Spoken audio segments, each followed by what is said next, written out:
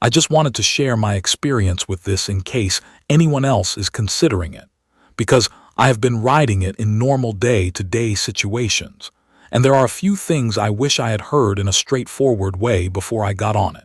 What this is, in plain terms, is a fat tire electric bike that is built more like a small utility bike than a lightweight bicycle.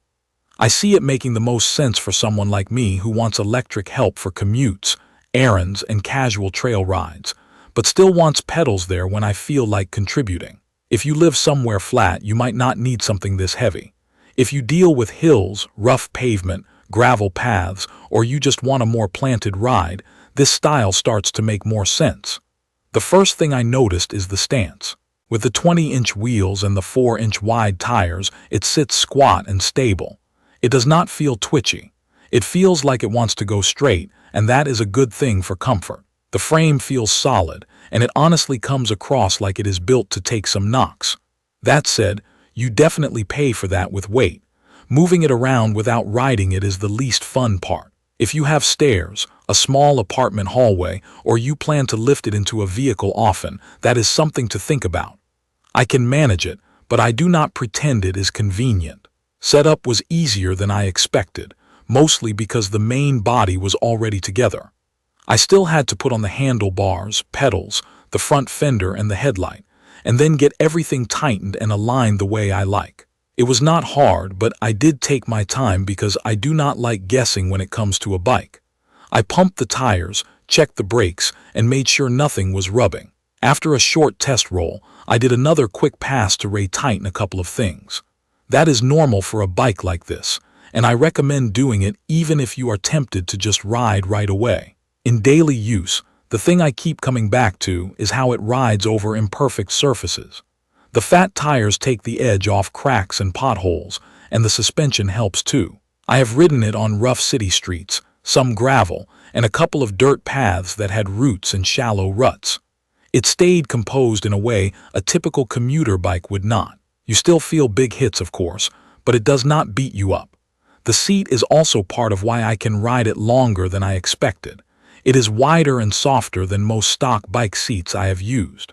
On longer rides, I usually end up shifting around, but on this, I felt comfortable enough to just settle in and ride. If you are very particular about saddle shape, you might still swap it, but I did not feel an urgent need. Power is strong enough that I notice it immediately, especially on hills. The motor is rated at 750 watts, and in real riding it means I can climb without that slow grinding feeling I get on lighter electric bikes. On pedal assist, it will push up to around 28 miles per hour if you let it, and in pure electric riding it tops out around 20 miles per hour. Those numbers matter because they change how I use it. For commuting, I usually keep it below the top speed because it feels smoother and I get better range. When I am running late or I have a long stretch of road, it is nice knowing it has more in reserve. I tested it on a route I use when I want to judge hill performance. It has a couple of steep sections where I normally have to stand up and work. On this bike, I stayed seated, kept a steady cadence, and the motor filled in the gap. It did not surge in a jerky way, and it did not feel like it was struggling. That is the kind of assistance I personally want. I do not want drama. I just want the bike to keep moving. The battery has been practical so far. It is a removable 48-volt unit, and I like being able to bring it inside rather than dragging the whole bike near an outlet. Charging has taken me about 6 to 7 hours from low to full, which fits into an overnight routine. In terms of range, I got close to 28 miles on electric-only riding when I was not trying to go fast the whole time. When I actually pedal and use assist in a normal way, I can stretch that quite a bit further. Range always depends on rider weight, hills, wind, tire pressure, and how much you push the speed, so I do not treat any single number like a promise. I just know what I am seeing in my routine. I also rode it in light rain and on wet roads. The bike handled it fine, and the tires kept their grip better than I expected, but I still ride carefully because wide tires do not magically fix slippery paint lines and metal covers. The battery is rated with an IPX5 water resistance level, which has been enough for light rain in my case. I personally avoid heavy storms because I do not enjoy it, and I would rather keep the electrical parts as stress-free as possible. Braking has been one of the strongest parts of the ride.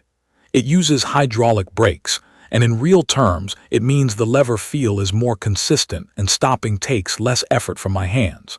I tried a few hard stops on a quiet stretch of road to get a feel for it. It stopped confidently without feeling skittish. Going downhill, I felt in control. On a heavier bike, that matters, because you need braking that does not feel like it is barely keeping up. The lighting is simple but useful.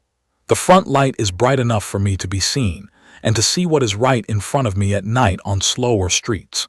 The rear brake light is the part I appreciate most in traffic, because it reacts when I brake, and that is one more cue for drivers behind me. I still wear reflective gear when it is dark, but I do like having a lighting setup that feels like it belongs on the bike and not like an afterthought. There is a display on the handlebars that shows speed, battery level, and distance.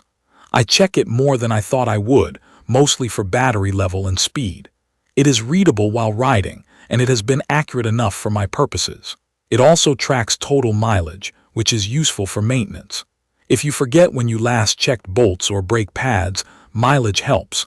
One thing I want to be clear about is the weight and size. Riding it, the weight feels planted and stable. Walking it, lifting it, or trying to shuffle it in tight spaces, it feels heavy. I have had moments where I wished it had a better way to grab the frame when I need to reposition it. If you store your bike in a garage, you will care less. If you store it inside and you have narrow turns, you will care more. Another practical note is that assembly is not difficult, but it is still assembly. If you have never set up a bike before, take your time. If something feels off, like the handlebars are not centered or the brakes rub, do not ignore it. Adjust it. Once it is dialed in, it has been steady for me. But the initial setup is where small mistakes can make the first ride feel worse than it should. So after living with it, my overall impression is that the Windone E2 is a solid choice for someone who wants a stable, comfortable electric bike that can handle rougher roads and some light trail riding without feeling fragile. I have enjoyed using it for commuting and errands, and I like that it can climb hills without me feeling like I am fighting the bike. The trade-off is that it is heavy and it takes up space. If that fits your situation, it has been a dependable ride for me. If you have questions about anything I did not cover, or if you want me to test a specific scenario, leave a comment and I will try to help. And if this video was useful, subscribe to the channel for more real-world reviews. Thank you for watching.